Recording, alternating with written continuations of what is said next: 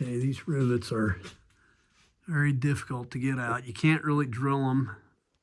Well, you could, but it's very time consuming.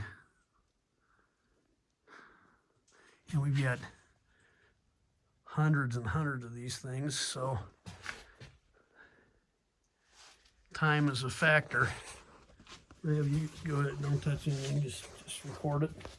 So this is the best way that we found to do this. We take and grind them off.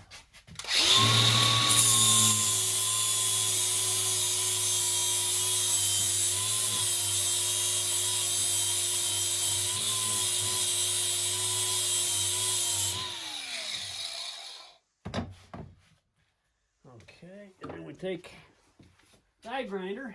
I think you timed out. Oh. Go ahead. A die grinder and finish them off.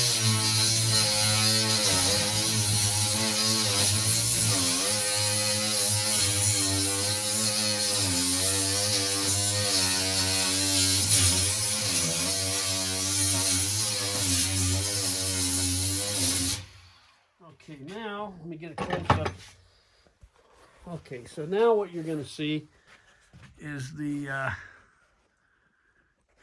let me find the camera, okay, is that. And that will slip right through. But this is a lot of work.